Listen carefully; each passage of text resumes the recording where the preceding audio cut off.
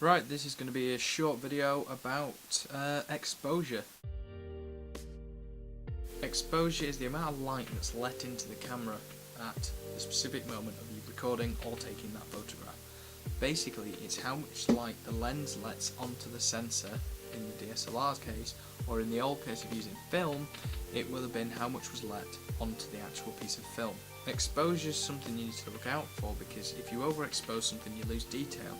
The same can happen if you don't have your exposure right, because you can lose a detail by not having the right exposure because there's not enough light for that detail to come in, or if there's too much detail comes in and it gets distorted and then you don't know what's happening.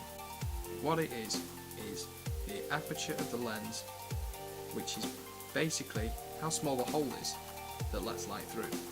That's how your exposure works, and I will now demonstrate that to you. I am now what you'd call underexposed. You cannot see a thing.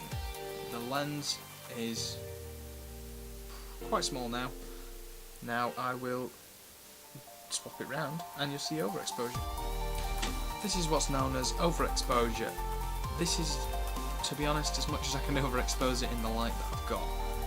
But basically, overexposure, you can't really see where the line in my face is that defines where my nose is.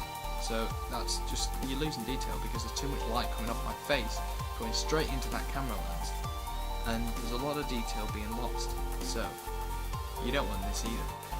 What you want is basically, with your exposures, just a nice sort of in between where you can see all the detail that you want to see, because now, as I said before, you can see now where my nose starts, which you couldn't see before. Overexposure, underexposure, you just want the right exposure for what you're doing. You can use this technique though for some sort of pictures where you don't want that sort of detail. You want, for say you want to underexpose something to make it look darker, like a darker place that you're in, even if there's loads of light.